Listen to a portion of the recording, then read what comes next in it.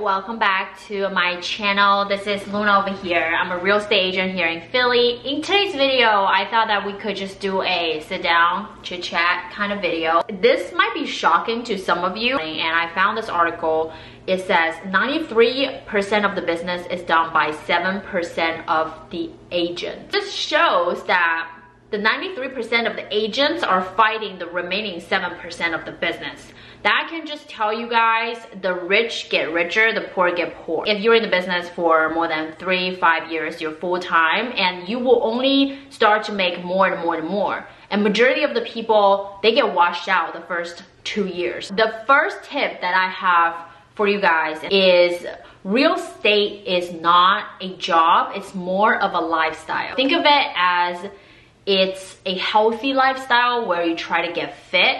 You can't just binge eating or I'm gonna eat clean for a month or two. You have to follow your diet restriction and workout, exercise, maybe until you retire. Some people enjoy selling real estate. They still do it part-time after they get retired. So that should be the goal that you're focusing on. And also it's about the longevity, right? You can't just get burned out after several months of trying to sell, or this is such a high pressure job, you can't do it for a yearly long. For myself, I always find other ways to kind of make myself like occupied. If I'm too frustrated with my current business, I'll start to focus on my future business. If I'm so frustrated with cold call, then I'll start to focus on YouTube. Number 2 is don't be too optimistic in this business. Don't think that if you talk to one person, they're definitely going to buy with you.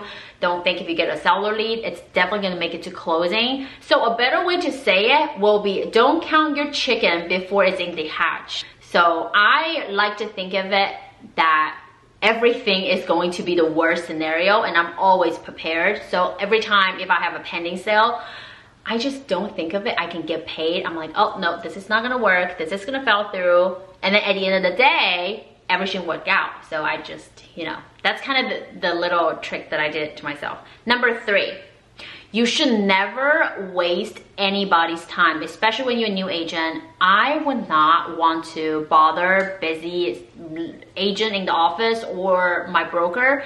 If I can't answer these questions or just by searching it on YouTube or Google, I would totally just do it myself unless I really need somebody's help. If I need my broker's help and I couldn't figure it out myself, I allow him to reply for at least an hour, and if he can't do it, then I'll ask my coworker.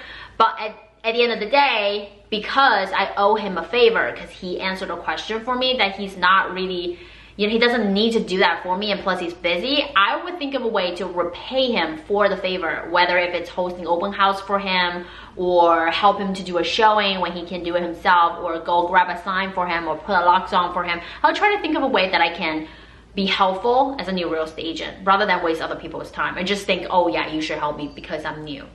Next one, teamwork makes the dream work. Job and different like job site, right? You're talking to inspector, you're talking to appraiser, you're talking to title company, you're talking to closing agent, you're talking to attorney, you're talking to a broker. So there's so many people involved, and in order to make a deal work, just try to be nice to everyone. I know sometimes the negotiation can turn south. People just get nasty, and I think at the end of the day, right, you guys are just all working towards to make the seller or buyer to close on that deal. That's a common goal. So if a buyer run into a obstacle, sometimes they will usually call me. As a listing agent, I will try my best to kind of figure it out for them and help them out. And also when I get a phone call from appraiser, you guys probably don't know this, but you should really be nice to appraiser, because a first impression from the listing agent or something that they ran in the house, let's say if they walk in the backyard, they stepped on the dog poop, they could leave a bad impression for the house, and which caused your house value to go down on the appraisal report. I mean, that could happen. So make sure as a listing agent, you're nice to appraiser, and make sure you tell your owner, seller to make the house well prepared when the appraiser comes in, the value of the property. So that's the second one. And last but not least, I have to say, as a new real estate agent, you guys really need to stay on track with the technology. That includes all your social media platform. You should be already having these accounts, because if you guys are younger, if you are good with social media, you should definitely open an account for a real estate agent. Let me tell you guys a story. Today I went to closing, and initially this was a for sale by owner deal. I had it listed for about a month and a half, and we've had tons of showings, but the price was high. Not because I want to price it high, because the owner insists to price it high.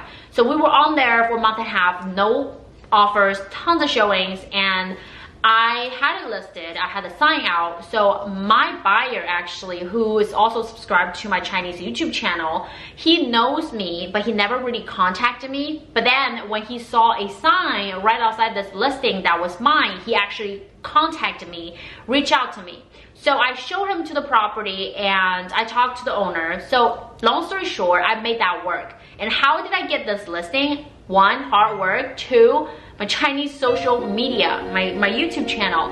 So these two ways made me a dual agent, and my seller and buyer cannot be happier, because one bought an amazing house and the other one sold the property. Now they can really just take the proceed and, you know, get ready for retirement or whatever they want to use for the fund. So this is just a really simple story about how I use social media to put that into my advantage and closing more deals and making more efficient. So I hope you guys really enjoyed today's video and just avoid these simple mistakes, especially when you're new. When you're doing something at the very beginning, try to get it right. So it'll make your life so much easier when you're at the end of your career, or just as the year goes by.